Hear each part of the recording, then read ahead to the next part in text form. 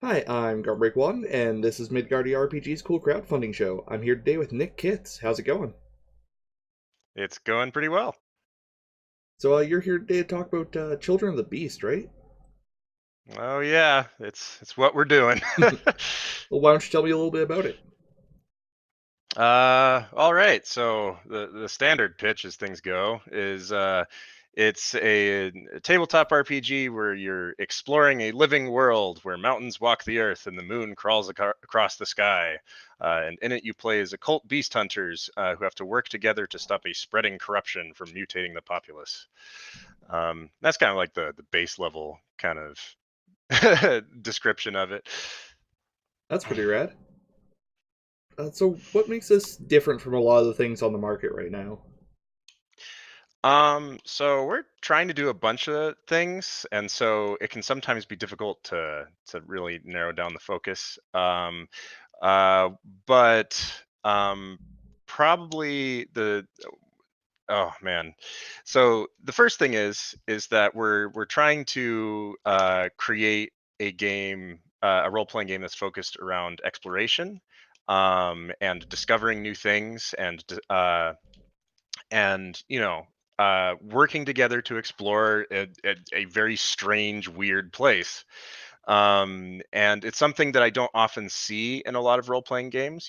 I've played AD&D since I was a young little kid. And a lot of the magic that I had with D&D in those early days was kind of pouring through the monster manuals and whatnot, and like just kind of imagining the little stories that could happen and everything.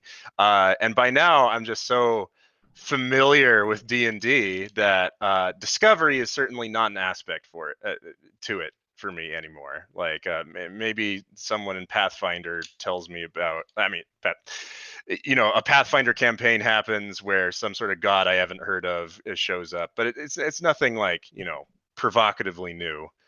And so we're trying to do uh, we're trying to have a bunch of elements that promote the exploration element. So we're trying to have this living world that's kind of, I'm not saying we're the most original thing on the planet Earth or anything, but we're really trying to have a different take on fantasy, and you know where just kind of everything's alive to an extent. Like we've got living lanterns that are these cute little guys, that are bred in different strains.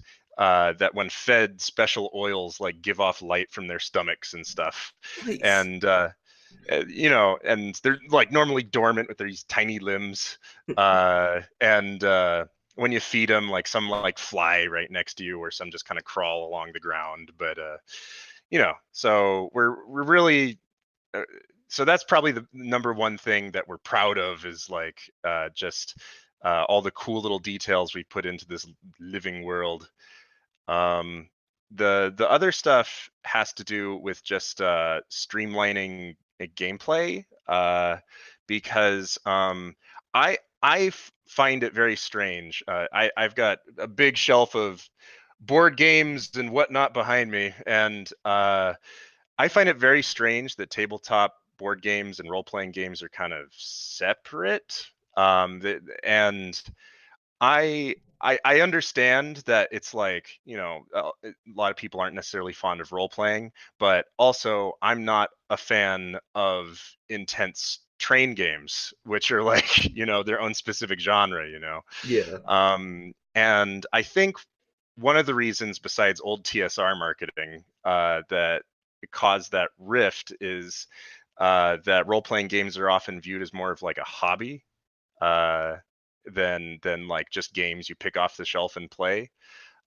So we attempted to make attempted we designed a system to do a pick up and play adventure where it provides information to the GM as they need it.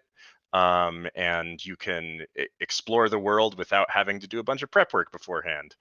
I mean, you can look through it and prep beforehand. God knows. I'm sure a bunch of people will anyway. But but yeah, so we wanted to try to make this an experience that people could just kind of pick off the shelf. And then finally, because I've been talking for a while, I'll try to make it quick. But we're doing an optional companion app that we've been working on for a long, long time. That is you know, the tagline of streamline the experience. But really, it's just we want to try to do as much as we can to uh, to to help make uh cool mechanics run even smoother. We have like a intricate wound system that sometimes can be a bit difficult to run physically sometimes, but when you've got an app that just does all the calculations for you and you just go, I want to attack the head, and then it just happens, then like, you know, it's pretty cool. um but yeah, so sorry that I went on for a while, Oh, but that's all good, man. This is an interview talking about you and your product. You are yeah, absolutely welcome to talk a ton. yeah. I'm just a facilitator.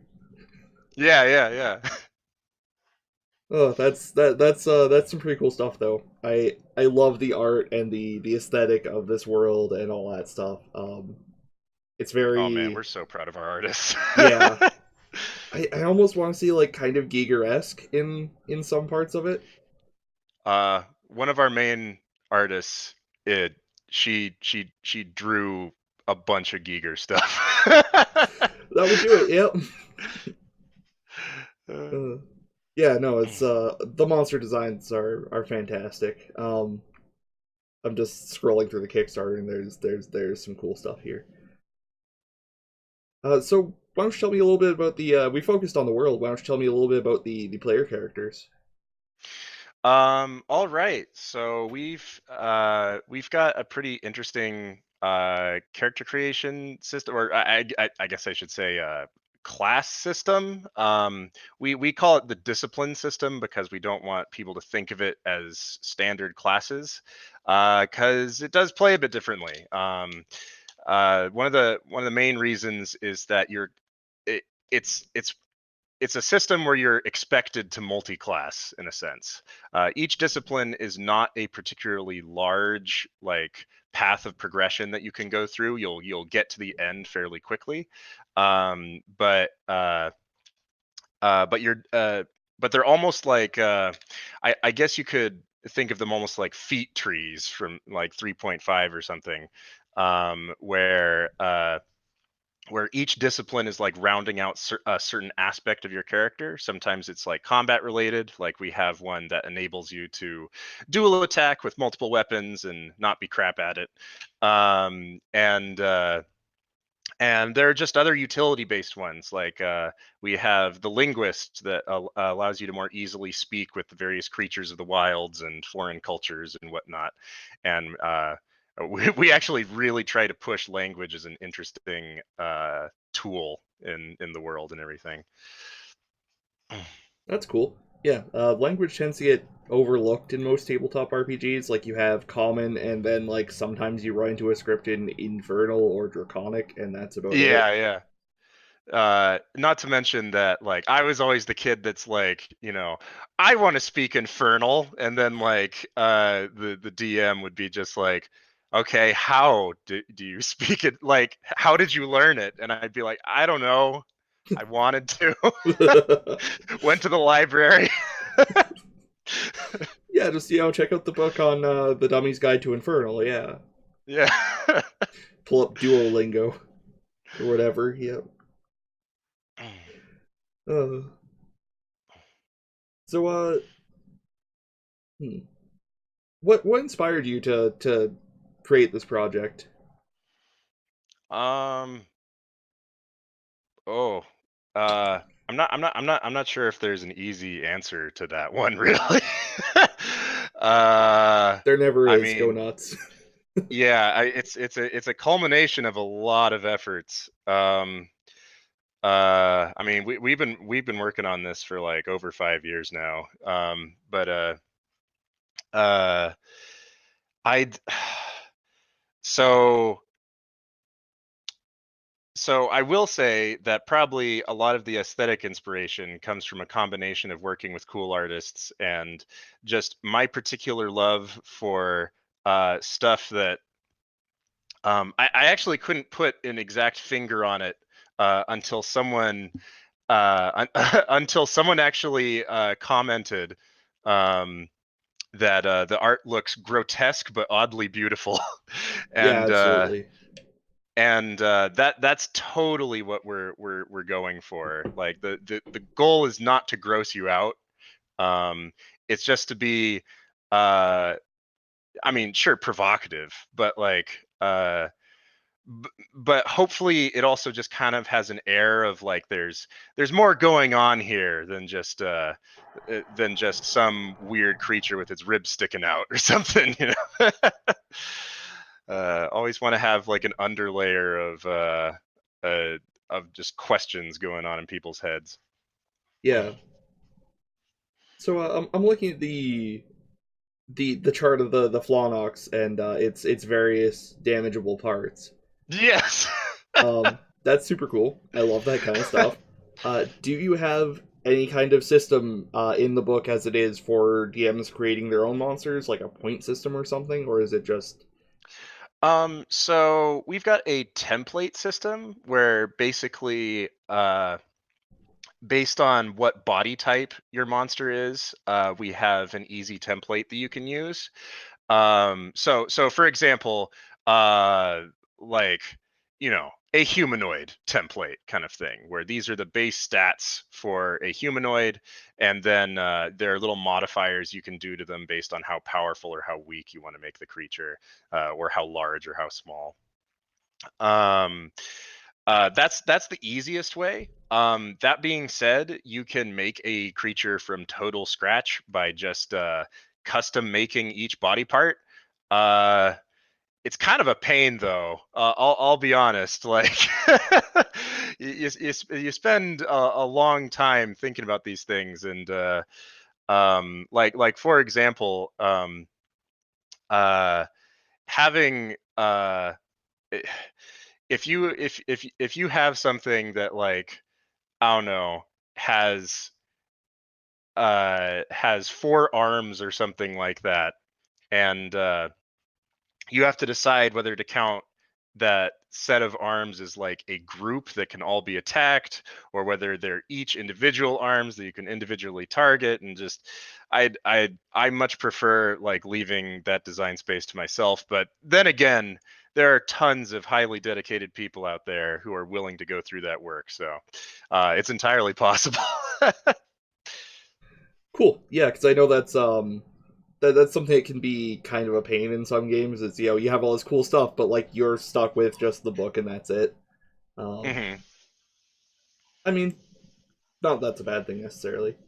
Yeah, I do have a couple of questions about the damage chart. Um, yeah. so I see with the legs, each leg has two wound points, and then legs as a whole have one wound point. How does? Oh. So those aren't actually wound points.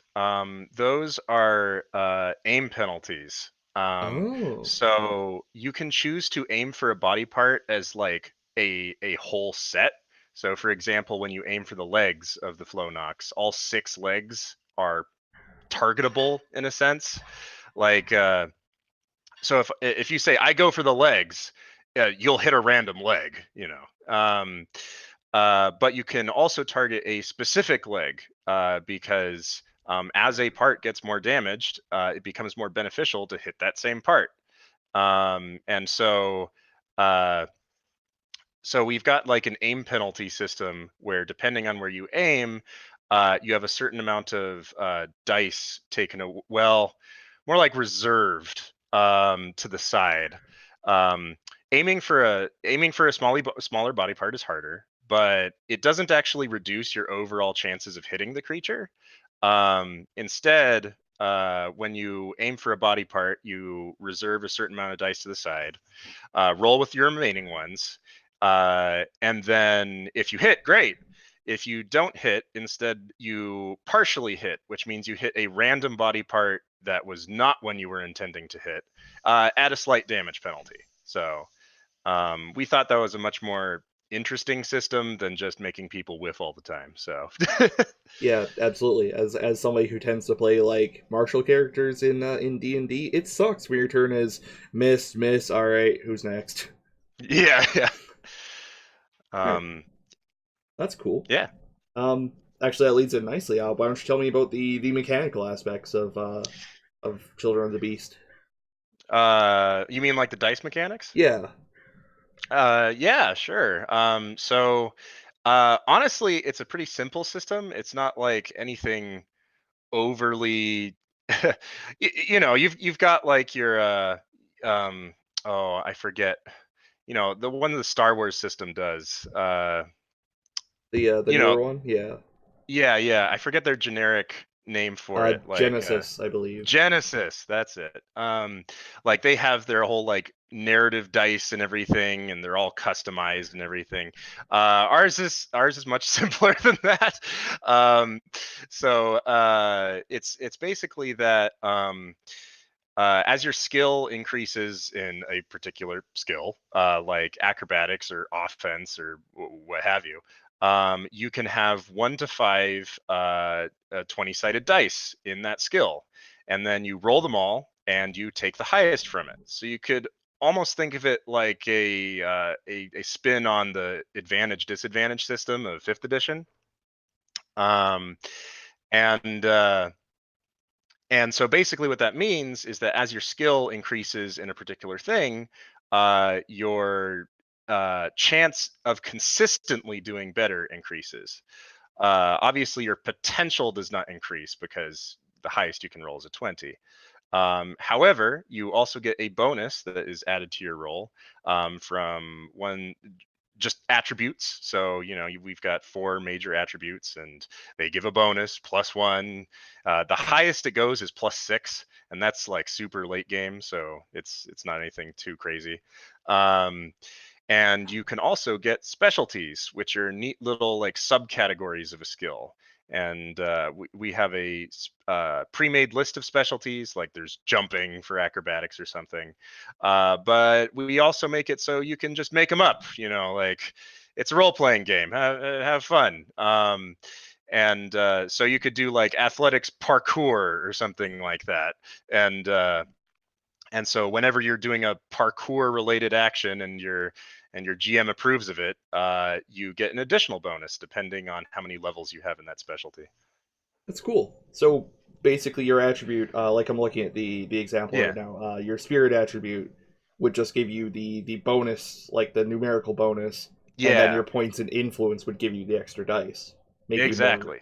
consistent. Yeah, that's really cool because the D20 mechanic in every version of D&D is swingy and sometimes just like, Yeah. oh man, I'm a great religious scholar. I have no idea who this god is. Yeah, That's it.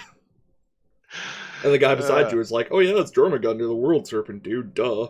Yeah. It's actually uh it's actually really cool that like one downside of the D&D skill system is that since it's so swingy, I personally view that as the main reason people don't use skills a lot of the time, is because a lot of people kind of struggle to depend on them reliably. Not saying that you can't fail with this system, but like if you invest in something, you're going to do fairly well at it most of the time. But it does mean that if you have one die in something, everybody notices just how much more swingy everything is. Oh yeah, yeah, Um, absolutely. uh, what's even funnier is that in order to, I mean, we have it so we have a critical failure system. We don't have like a specialized chart or anything, but just something stupid happens if you roll low. And it's if all your dice show 1 through 5 or below instead of just a 1. So when you're rolling multiple dice, even if you're rolling 2 dice, the chance of that happening is about 1 in 16. Well, exactly 1 in 16. Um, so uh, so it's already about close to the 1 in 20 of a typical fumble at 2 dice. And that literally critical failure chances go down and down as you have more dice in a particular skill. However, if you have one die in something, that chance skyrockets to 1/4. So Yeah. adds a bit of tension there. Oh, that's cool. It seems like a much more realistic kind of curve of competence. Well, Yeah, it's a yeah. wrong motion for the kind of curve being depicted here, but that's okay. Yeah. Um,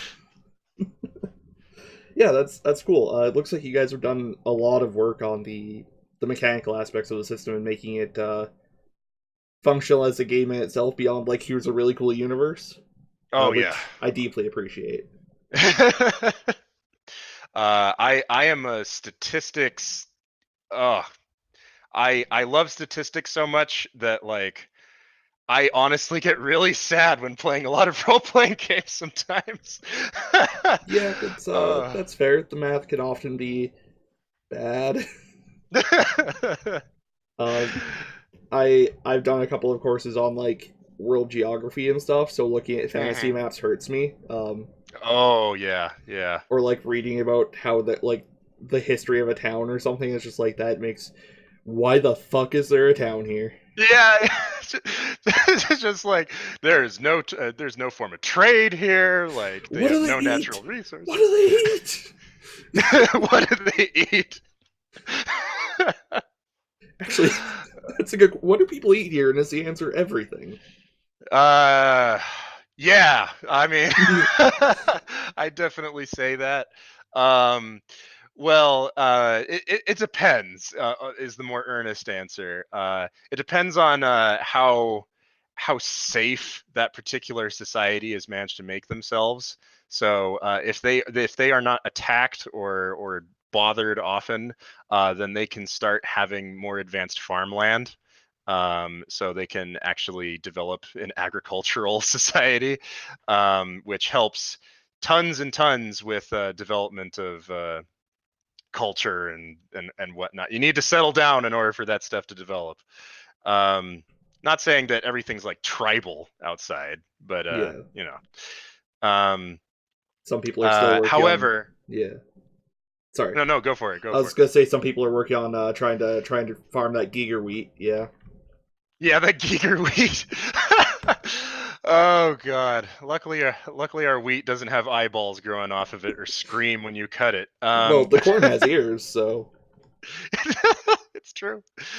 Um, uh, but I mean, a regular thing is eating the the flesh of your god. so, um, so that's fun. hold on. I think Um, that one needs a little more elaboration. so gods in this world are not like ethereal entities or anything. It's just a term to refer to a creature or person, very rarely a person to be honest, but a creature or something that is powerful or just intimidating enough that it can foster a society underneath it. It can protect a society. And So what that usually means is that there's kind of a give and take relationship with the villagers and their gods. Oftentimes more give than take, because the gods themselves realize their position, especially if they're particularly sentient. However, they are so large most of the time that people often just cut off pieces and you know uh, get your daily dose of God vitamins, kids. Like, uh, All right. So I assume the worship of any particular deity is fairly localized then. yeah, yeah. I No. mean, well, I want to make a distinction there because there are deities, which are the more ethereal type things, which are different from gods. Oh. Uh, and the ones that we showcase are the elder deities, which are these ancient things uh, that exist in some form, by mostly speaking in people's dreams.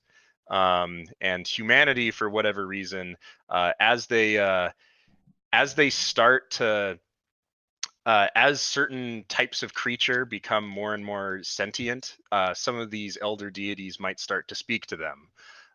In fact, that is the normal definition of what a human is in this world, is something that the elder deities have begun to speak to.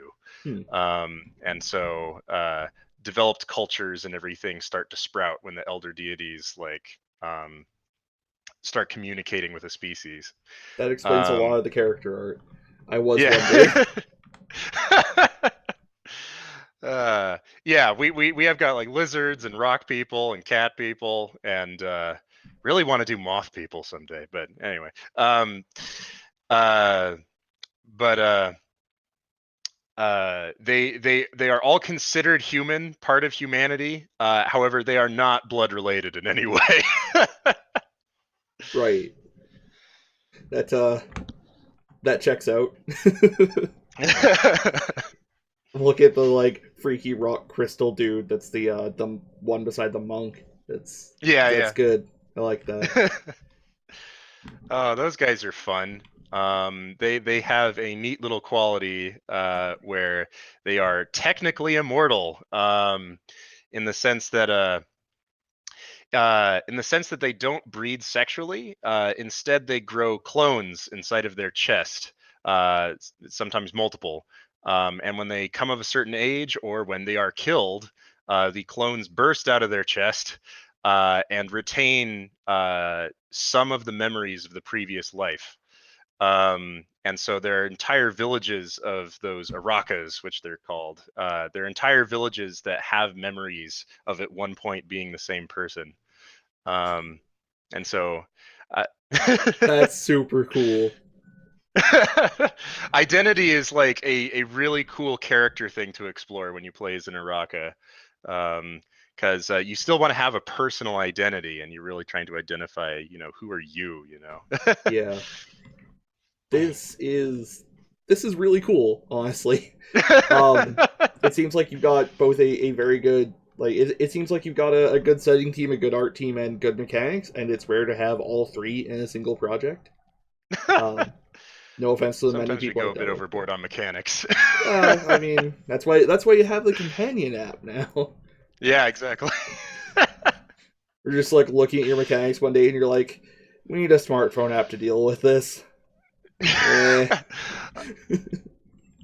Funnily enough, the app was actually part of the conception of it. Um, uh, Once upon a time, we wanted to be an app-only game because we're like, hey, why don't we make an app-only game? It also means we don't have to print books and avoid printing costs and all of that. And then just slowly over time, we realized books are cool, and also people like books, and people don't like paying for apps. So all of that kind of just added up to, okay, let's make a book. Yeah, I can confirm. Do you like books? I've got like a bunch of RPG books in the stack behind me and over there and Yeah, yeah. kind of everywhere. It also immortalizes your project, so Yeah, yeah. I've seen a couple of projects where it's been like, there was one fantasy RPG I looked at where it's like it's a living world. All of our classes are on our website. If you buy the book, you don't get crap for our classes. And I was looking at it, it's like, Oh, oh yeah, also our website's defunct now, so like half the stuff you need to play our game is gone. It's like, oh, oh man, ooh, that's not good. that's not cool. There, uh, I'm not naming names, partially because I forgot the name of the project, but it was a while ago. Oh yeah, and you guys do Q&A streams on Twitch and gameplay streams and stuff. That's cool. Yeah. God, I'm not used to streaming, so we dealt with a couple technical issues with the first couple, but it's getting okay now. Yeah, Still need to yeah, we learn do about tabletop lighting. game streams as well. I'm familiar with technical issues. Uh, one of the first sessions that we have on YouTube is like nearly completely inaudible because the audio quality is just so bad, and there's nothing I can do to Oh fix it. It's no. just like, oh, that was our Star Wars campaign, but Oh. that's life. Um, Yeah. it's hard, man. What's your guys' Twitch channel called? Uh, just slash beast children, I think. Slash Children of the Beast. Oh, it Uh, is slash Children of the Beast. Sometimes we do Beast Children to shorten things. So yeah, the Kickstarter is Beast Children. I'll throw a link to that in yeah, the description too. yeah. Cool. Um, Anything else you want to bring up while you're here? uh, I don't know. Check out our art. We put a lot of effort into it. It's really good. Go um, click the link to the Kickstarter. The art's good. yeah. Go look. At the very least, we've had one comment say like he doesn't know whether he'll jive with the mechanics, but he'd love to use it as a setting book. And I'm like, please, I don't care if you necessarily like our mechanics. We'd love you to explore our world. Oh So yeah, absolutely. Um, I will try and swing by and watch one of your gameplay streams. We usually have oh, games that'd be on cool. Wednesday as well, but I will try and catch some. Oh ho. Um, just gonna follow you on Twitch real quick here. All Uh, right.